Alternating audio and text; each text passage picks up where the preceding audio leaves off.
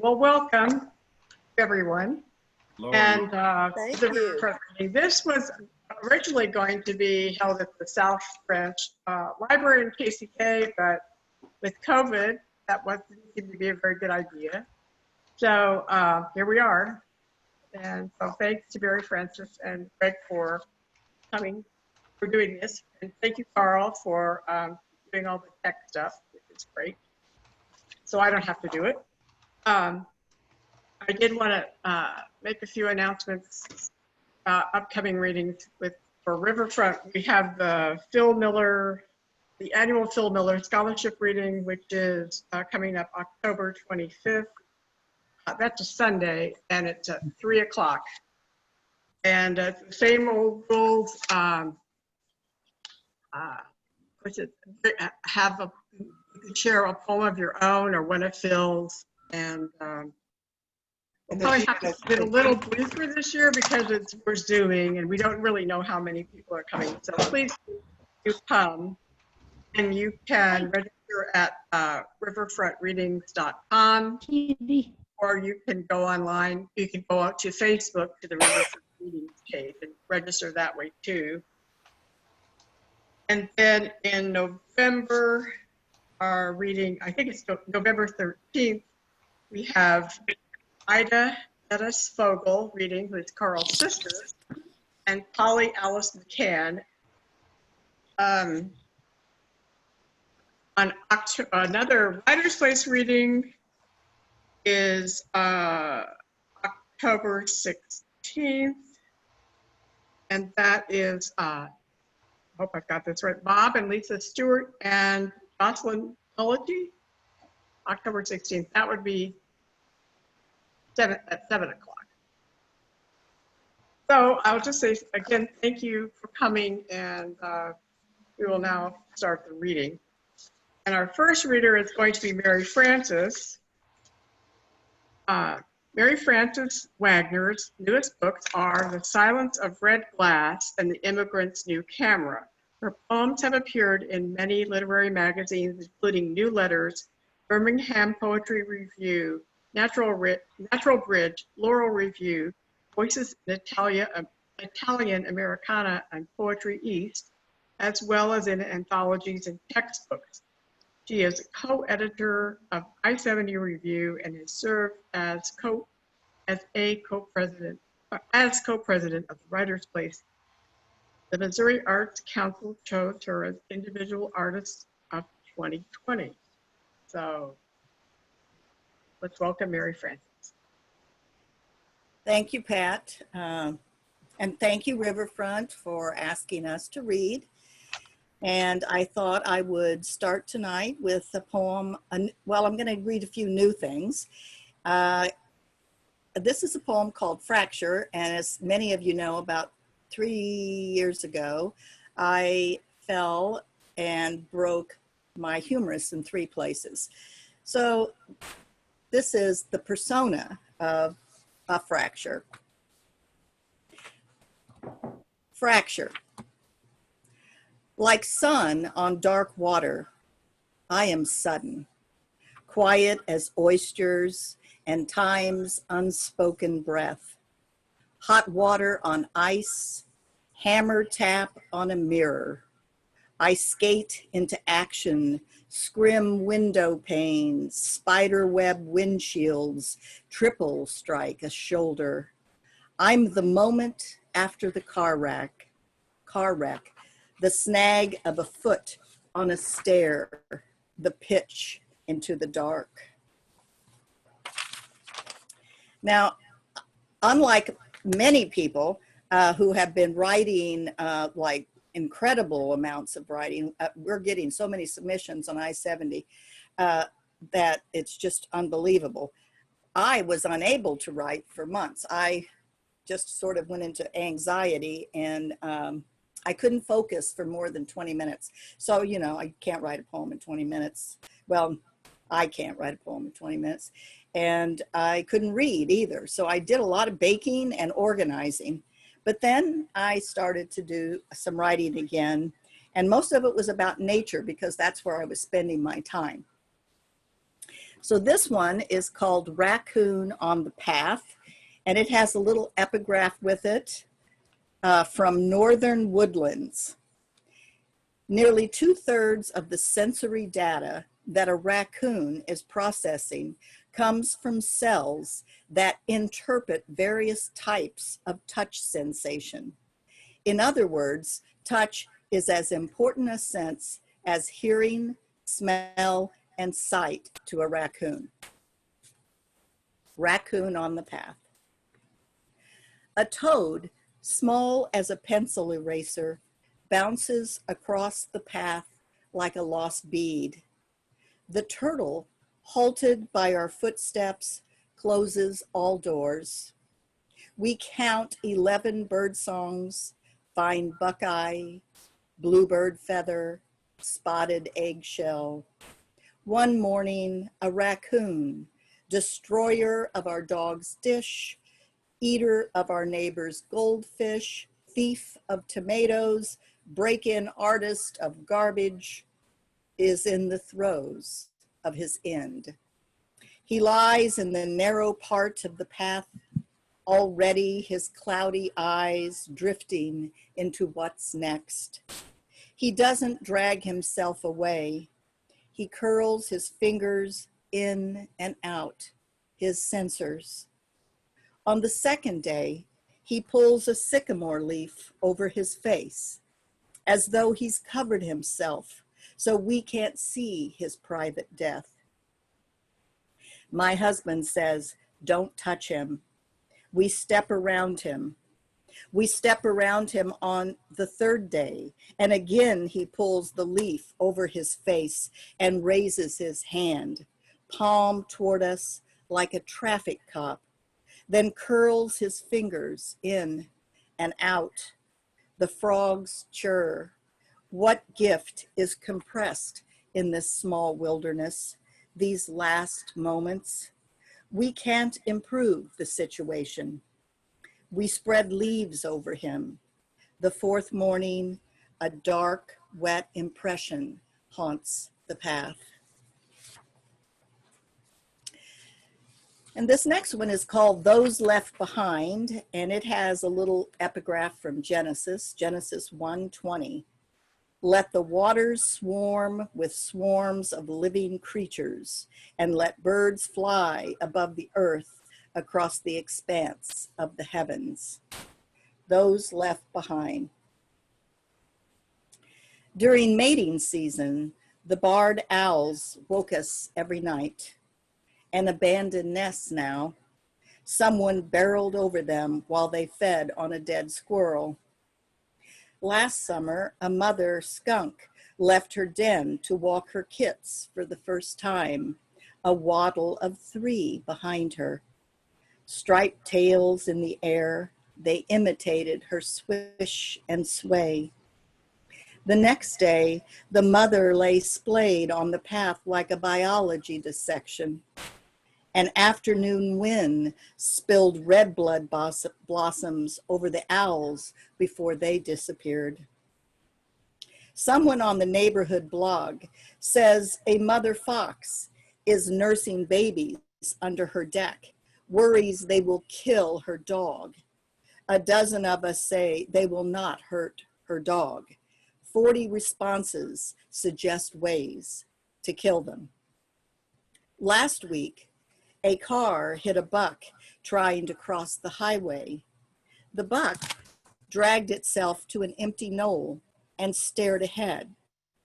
The next day, the buck was gone, but a cyclist was redirecting his dog down the same highway, past the same knoll, depending on hand signals to keep the dog following his master, the afternoon sun in their eyes, the traffic heavier than usual when the cyclist took a left turn. It's so weird when you're in a room by yourself here. It's like no noise. You don't hear any background noise. This little poem is called Mushroom Squad. Overnight, 8 white mushrooms have emerged. A squad umbrellaed for rain. We pass them, our pack of 4, 2 rescued dogs carrying their damage like loaded backpacks. The dogs want to sniff for information. Leave them alone, my husband says. In this heat, they'll be gone by noon.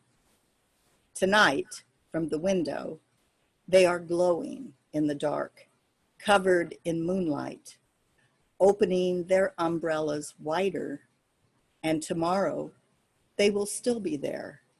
And the next day, and the next day, waiting for their orders. Okay, now that a move from nature. This is a conversation poem about my next door neighbor's little daughter, who was 6 years old, was out painting and jack-o'-lanterns. So this is called My Neighbor Mary Grace at 6 paints jack-o'-lanterns in her driveway. Green and orange tempera, 2 brushes, and small cardboard squares surround her.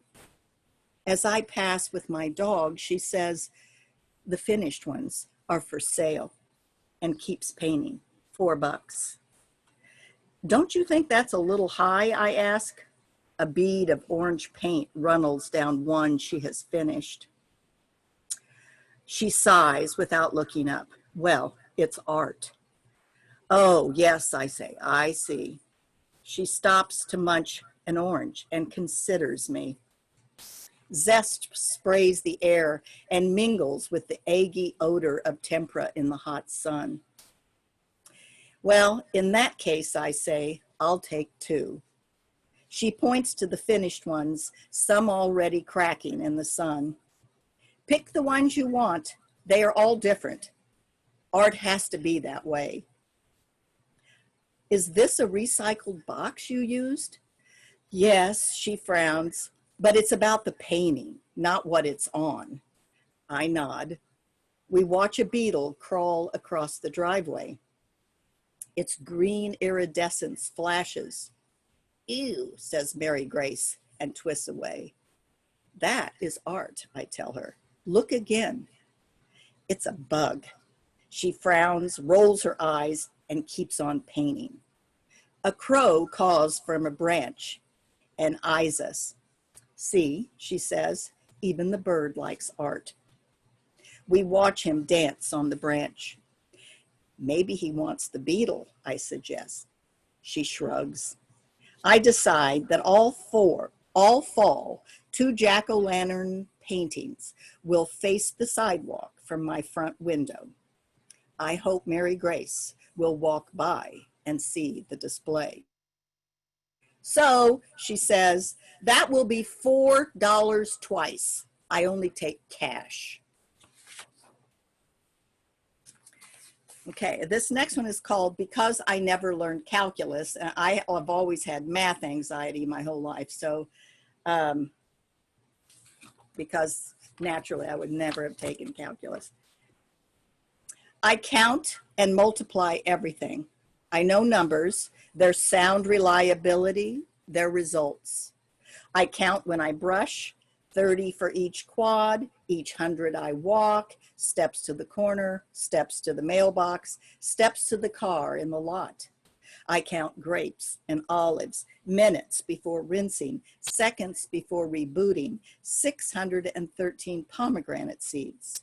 I count coins and cookies, socks and pencils, hands in the air, faces in the crowd, words and stitches, hours, months, and years.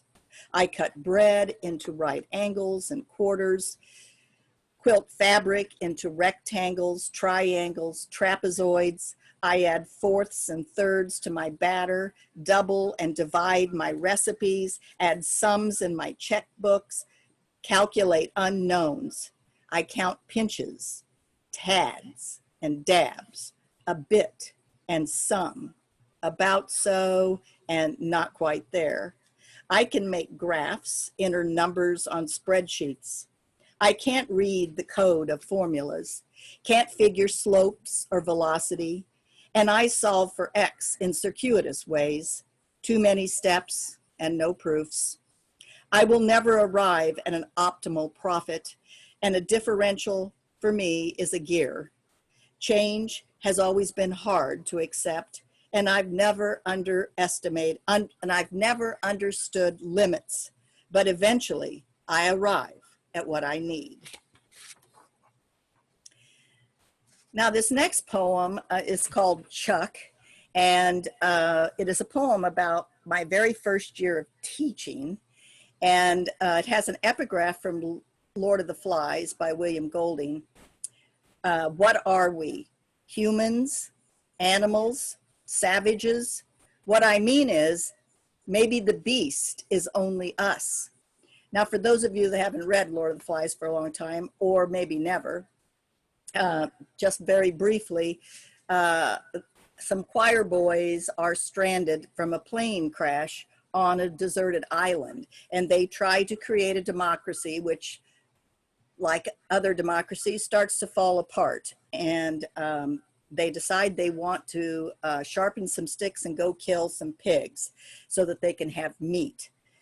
One of the characters is Piggy, who is the brains of the lot. He's the one with the logic and knowledge. Ralph is the one who tries to keep things democratic. And Jack is the one who turns into a warrior and wants to create other little warriors who go killing pigs. Okay, so that's the background on Lord of the Flies, but it does kind of help to know a little bit. Chuck. On the first day of my first class, in a tiny room, Chuck takes a seat so close, he taps his fingers on my desk. Every day a polo, dress pants, and buttery loafers. When he looks up, he offers a perfect teeth smile. His stares make me squirm, but he does his work. He is 18. I am 21. He doesn't treat me as his teacher, ready to discuss symbols in Lord of the Flies. Behind his flashy charm and Gucci shoes, I see his meme. He instigates locker room fights and whacks small boys, particularly Andy. Thick horned rims, buck teeth, chunky, Piggy, if he stepped from the book, and he likes order, logic. He asks questions, ponders why Jack craves the kill. The day after spring break, Andy asks for a restroom pass. A minute later, Chuck dips his face close to mine and says he needs to call his mother to bring his lab notes for fourth hour. You probably wonder how I fell for that. I let him go. I heard the story after an ambulance took Andy away. Chuck had slammed the bathroom door into Andy's face over and over until his glasses fell off his broken nose and fractured cheekbone. That wasn't enough. He plunged Andy's head into the toilet. By the time the gurney arrived, Andy was unconscious. After that, Chuck earned his last credits on Homebound. Andy's parents moved to Nebraska. A door had opened into a new darkness. Students bumped along as that year loomed shadowy under the care of counselors. It was a quiet spring of staring into space, a time of weighing. Rumors traveled like vapor, like stories of the beast. We lived in the flicker, the tick. Too many stained dreams, too many thoughts about sharpening a stick. And this little poem is an object poem. It's called Bromco Grater, and a Bromco grater is a four-sided little grater, and each surface has a different kind of slicing tool. Bromco Grater. Little house of teeth, oh, how you break us down. Wedge of Jack, hunk of loaf, torture tool, food on a rack, all yield to you. Inside your grated prison fence, dots of stars poke through. Curved holes, ribboned carrots, pierce and skin and juice. Grid of diamonds, powder Romano, your sawing song rains over pungent manchego, cracker crackle, pebbled bread. You render us runny onion, apple pulp, squish of squash, Gerber without a jar. Your slanted knives open us up. 3 sharp smiles slice us through. And I will finish with this poem. This is my newest poem. And I got to thinking about this, and I thought about this time. This was a time when I went to see an Allen Ginsberg reading. And that was also a time of protest. And it was also an anti-time. But it was a different time than it is today. And so there are some cross references to Ginsberg poems as well in here that you'll probably get if you know his work. And there's a reference to Henry David, which is, of course, Henry David Thoreau. At the Allen Ginsberg poetry reading. And this is a stream of consciousness poem. Seeing Allen Ginsberg was the closest I ever came to meeting Walt Whitman. Allen in the supermarket looking for Walt, me at Pond's channeling Henry David. Allen sat in Kirkwood Auditorium on a roll-in platform, a striped rug under him, and plucked an auto harp next to his lover playing a flute and wearing only white briefs. Allen wore a tie-dye shirt, and for a minute we thought we were too early or too late, or someone forgot what to do because the room had no chairs. Allen sat cross-legged on a rug, strumming and humming and maybe meditating because his eyes were closed. The audience looked around, shrugged, sat on the floor, and wished we had known so we could have brought a rug like Allen had. After more chanting and music, Allen recited poems, and his lover played the flute, or sometimes the auto harp, and they stroked their beards. And we were young and trying to figure it all out, but not letting anyone know we hadn't figured any of it out.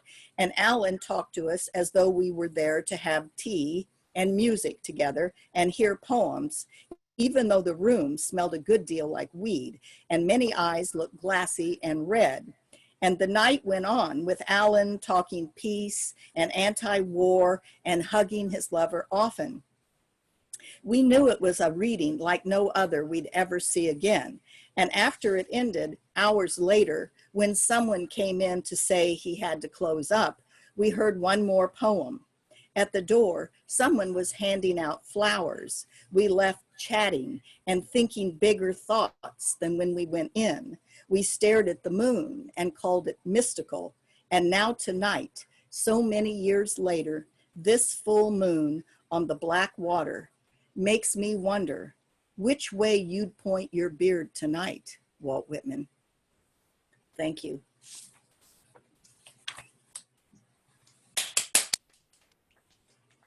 Oh, thank you. That was wonderful. Brother. I love all those poems. Super. I like the counting one especially. Well, I like them all. Oh, let's see. Okay. And now Greg. Greg Field is an artist, writer, drummer, sailor, chemist, computer geek, and he plays in the band River Cow Orchestra. He is a BFA and an MA in painting, and his paintings are in private collections all over the country.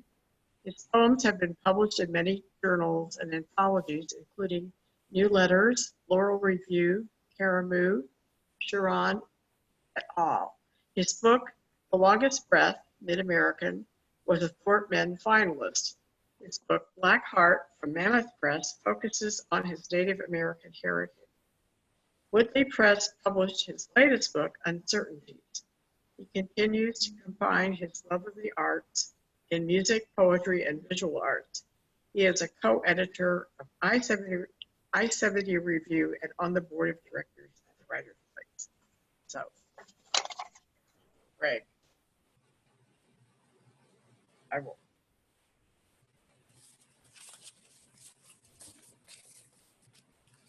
Okay, can you hear me? Okay, thanks for inviting me, and thanks to everybody who has attended. I'm going to start with a poem that's very old, from my first chapbook in 1980. It's called 4 Practical Hints on Sailing. In the beginning, do not worry about starboard or port.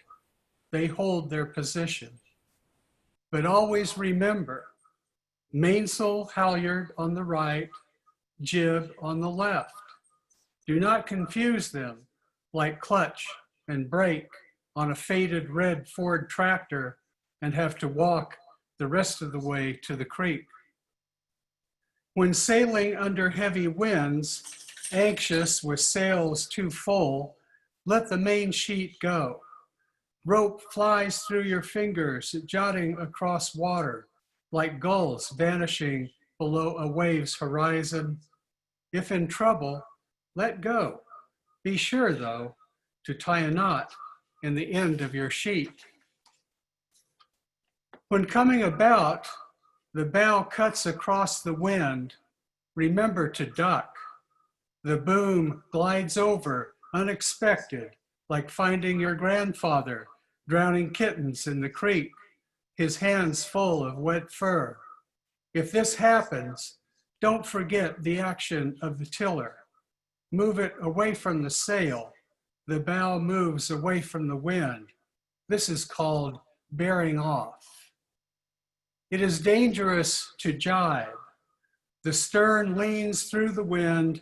For an instant, sails luff, sounding like hundreds of mallards trying their wings on your grandfather's pond. Then the boom slices above your head. The sail can catch more than it can hold. If in trouble, let go. Let the sails empty. Spill the wind.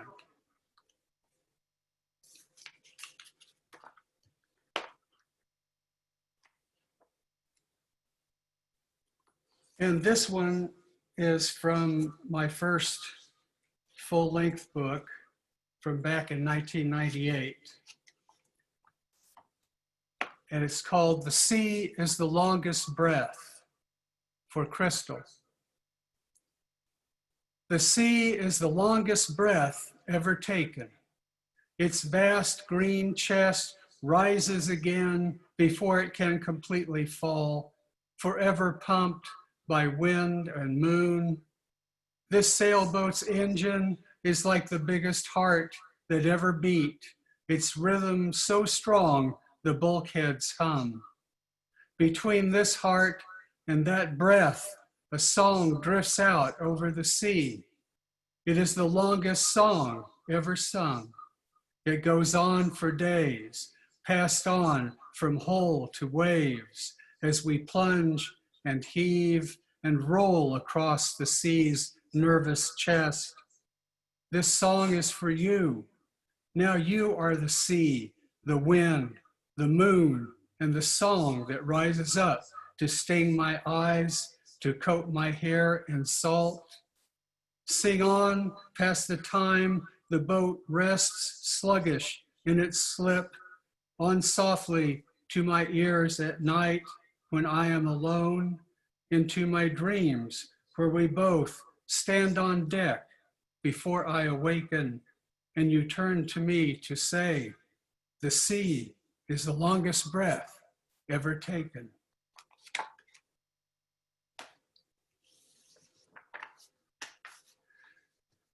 And now I'm going to try some mostly very new things, which is probably dangerous, but what the heck. I'll try to make them discernible. This one's called Almost May.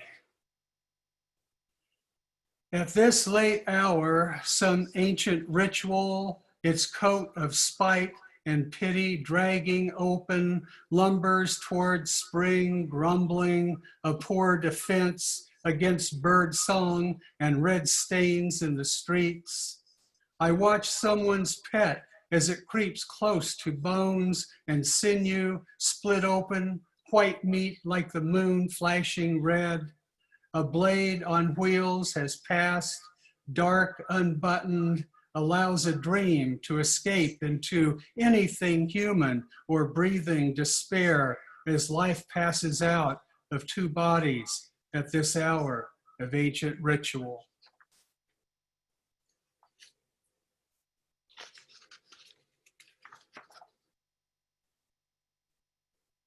And this is a poem about balance. Balance. My best is small. My worst edges, creaks, locks up. My therapist says I'm balanced. My body rolls from one to the other, confusing men and women. Children and dogs don't care. In their gaze, balance is no longer mine. I like to say, let's eat, slam doors, clink the silverware. My therapist says my body is a template, so it's not an empty temple. My hands are blackened with soot. It has clung to my skin like evidence of a great fire. I'm not saying anything, no more. I smile as I pull more hot dogs out of the fridge.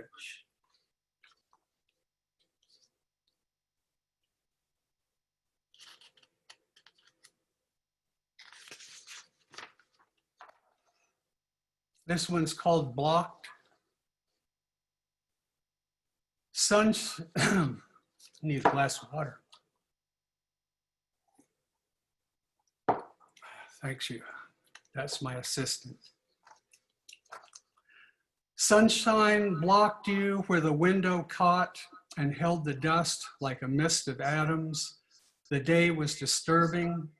You hung there, a cloud, sprinkling past glass and wood, pooling on the linoleum, yellow light and particles proving the laws of physics are visible, and wet like rain, you are on the floor, cannot escape.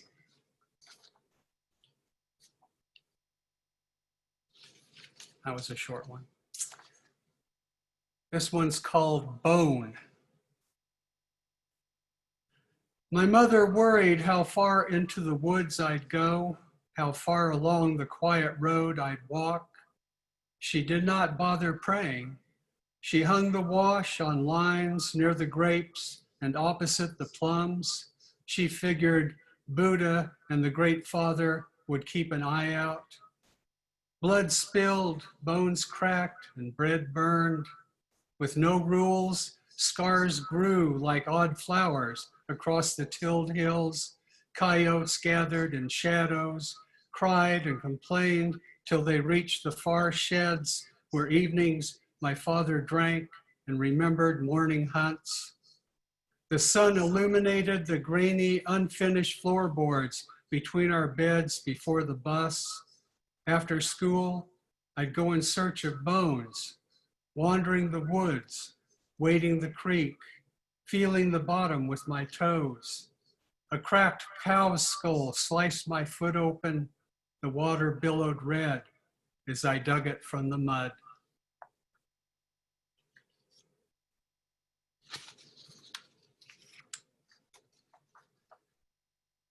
This one's about getting a glass of cold water. Cold water. It was nothing but water. Why you brought it? We were in the dark. It was so cold, its clear meanness hurt our teeth. Yes, we did not protest. We drank it. You offered a misshapen metal cup and poured. We sat in a circle. We sat in our ache. Among us, you found a circle of agreeable mouths, agreeable lips that kissed the metal cup as if we'd known it for years. We all drank, and the cold water plunged our teeth into agony. The water spilled over our lips and cooled our bellies, though no one had broken a sweat. Our stomachs shivered and our arms shook. How was the water so cold? It sat quiet in its glass bottle. Peering at it, we couldn't feel a chill. We couldn't smell the cold. Yet our mouths ached, almost unbearable. So you gave us this excruciating thirst.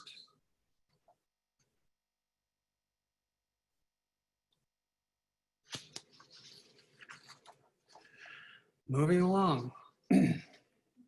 This is called Letter from a Mountain. Picking it up, I see the envelope.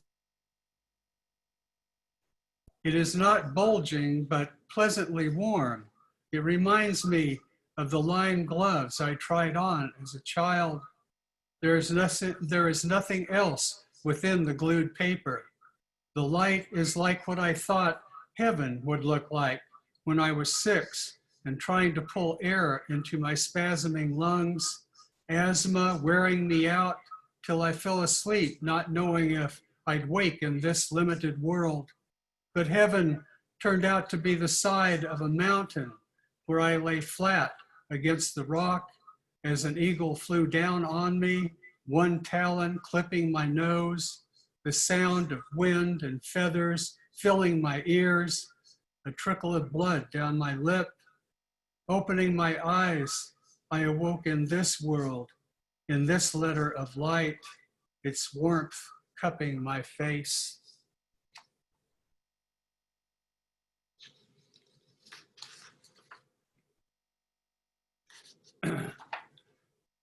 When I was in high school, I used to run a 55 Buick that I had done some work on, and it was a fast car.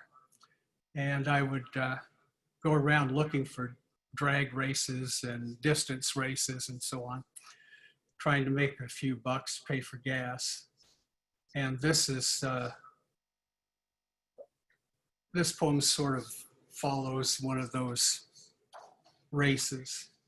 It's called Smooth Like Breathing.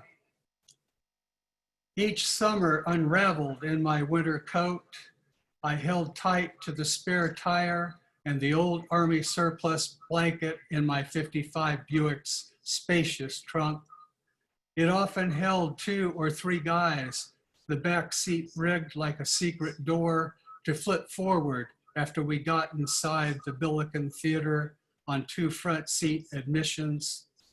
On a 15 below January night, 5 miles outside Anchorage, I agreed to race a bathtub Porsche for a 6-pack of beer. I knew it wasn't enough, but I wanted to test my new studded truck tires. I unwound the surplus blanket from the trunk and wrapped it around my middle like a bulletproof vest. Going 90 down an icy road, I smiled at the snowflakes whacking the windshield. I was amazed at the studs holding power as I punched it and blocked the little Porsche as if I knew something about racing. Then, like a twisted miracle, those studs gave up. The Buick was spinning as if I were its axis. I briefly glimpsed the Porsche way back, sliding sideways down the road's center. An odd game of pinball as the 2 cars careened between the high walls of snow until the Buick plowed through the left-hand wall, disappearing instantly in a flash of sparkling white. Buried in a frosted darkness, sizzling with the melting of snow on the engine's surfaces, I faintly heard, "Hey man, I don't want to know if you're dead. Good luck." Then the Porsche's tiny roar into silence. I knew better than to try the driver's side door. I scooted over to try the passengers. Light smoked the window like a bed sheet. I tried to imagine how much snow collapsed into the hole the Buick punched into the wall. The window rolled down smooth like breathing. I pushed my hands into icy snow up to my elbows, packed it hard to either side. Squirming out into the tunnel, wrapped in my surplus blanket, I fell through the bottom until I hit the earth's cold shoulder. I felt prepared for sleep, breathing into snow around my face that dripped and ran down my cheeks. I heard a car creep by. On the black ice, the snow flashed white for a moment.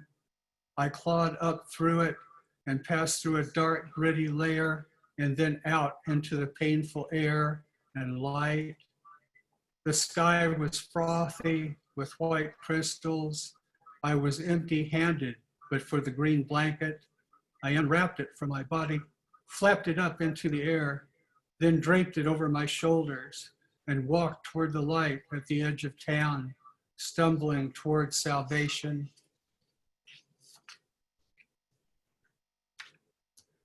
A long one. Okay, this one is definitely not as long.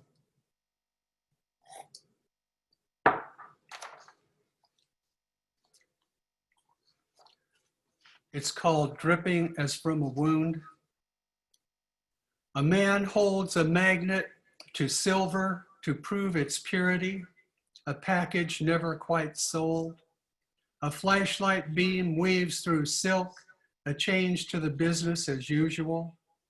Scattered in the alleys, the dead smell of urinal cakes, chunks spread across the bodies and against the rot of wet wood.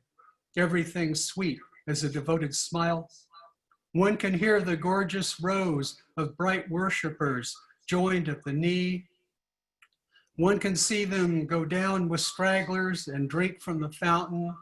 Water leaks from hands onto chests and faces, their hands kept tight like hands in prayer.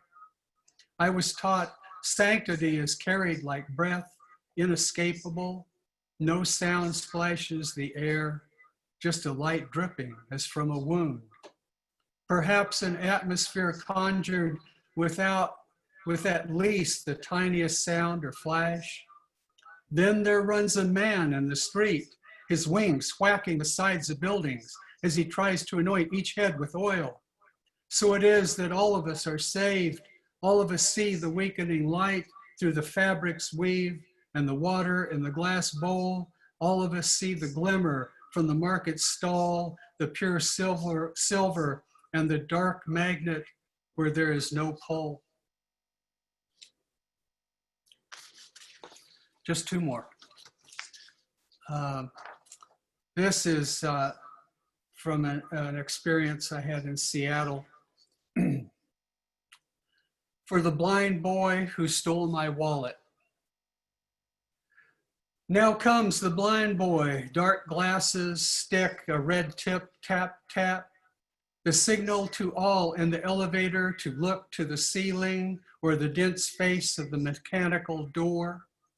To the hum of lift, he adds his own, a nondescript tune, unobtrusive like his supple hands, pink, hairless mice burrowing, working fast, but working hard. When the car sings each arrival, like a box of loose bowling pins, we bump and sway, move out of the way. At the 15th floor, it is only the blind boy and I as he lightly taps goodbye. On the 30th floor, as I attempt to pay for a drink, I realize my poverty. I recount my ascent, and then I race to the street where the fresh miracle smiles and waves as the bus roars by. And this is the last one. It's called Sweet Nothings. It is good to hold nothing in your hands. As such, it is not a burden because it weighs, well, nothing. To gather sweet nothings, as in to collect hot whispers directed into a warm ear, is good. The words don't go in one ear and out the other, but tumble into the throat and slip into a kiss. There is nothing wrong with nothing. You can see how harmless nothing is by looking into a mirror. Threaten nothing, and what will it say? What will it do? You can argue with nothing and storm out the door triumphant. On a day gray leaking from low clouds, you can count on nothing. You can bet your life on nothing, but then there is always something, and something can always go wrong. Thank you.